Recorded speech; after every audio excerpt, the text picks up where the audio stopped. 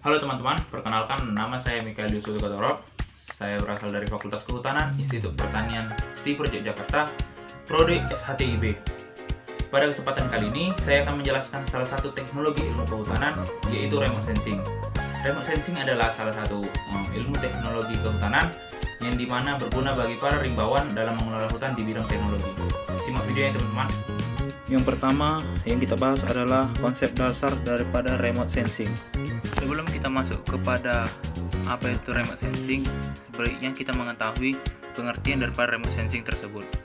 Remote sensing adalah ilmu dan seni untuk mendapatkan data informasi dari objek atau fenomena tanpa melakukan kontak langsung dengan objek tersebut. Yang dimaksud di sini adalah kita bisa melihat seni tersebut tanpa harus menyentuh seni tersebut. Yang dimana seni tersebut adalah seni yang ditampilkan dalam media yang berupa gambar. Lalu ada dalam sistem remote sensing ada yang disebut dengan indera raja, yaitu terdiri dari 4 komponen.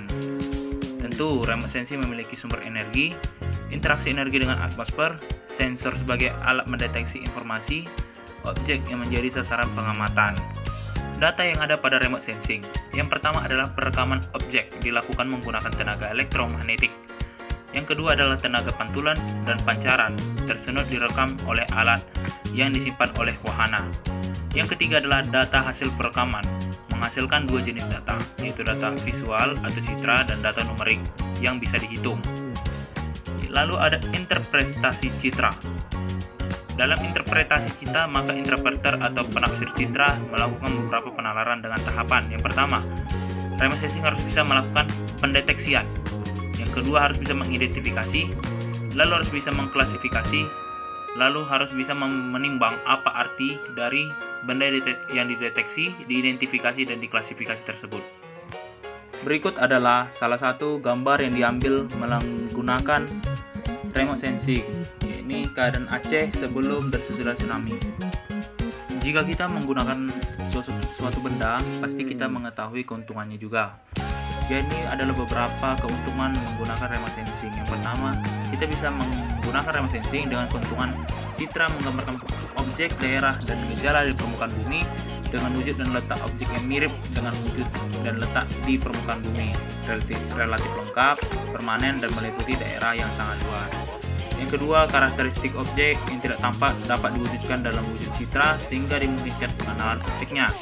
Yang ketiga, jumlah data yang dapat diambil dalam waktu sekali pengambilan data sangat banyak yang tidak akan tertandingi oleh metode lain. Yang keempat, ada pengambilan data di wilayah yang sama dapat dilakukan berulang-ulang sehingga analisis data dapat dilakukan tidak saja berdasarkan variasi spasial tetapi juga berdasarkan variasi temporal. Citra dapat dibuat secara tepat meskipun untuk daerah yang sulit dijelajahi secara terestrial.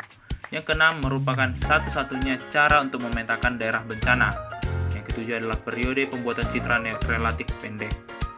Kalau kita berbicara tentang keuntungan suatu benda, maka kita akan menemukan kelemahannya. Kelemahan daripada remote sensing yang pertama adalah tidak semua parameter kelautan dan wilayah pesisir dapat dideteksi dengan teknologi penginderaan jauh. Hal ini disebabkan karena gelombang elektromagnetik mempunyai keterbatasan dalam membedakan benda yang satu dengan benda yang lain.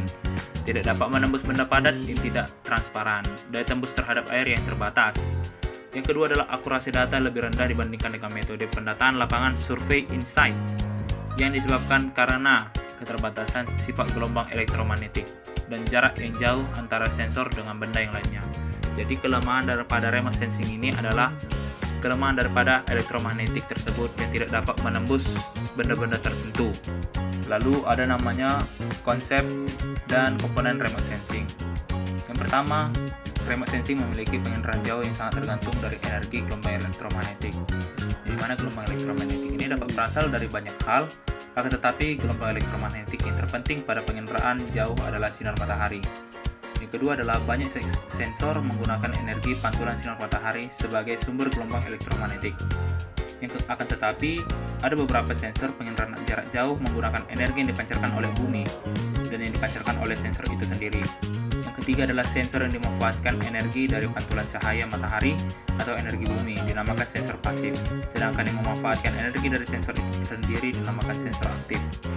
Berikut adalah konsep cara kerja daripada remote sensing.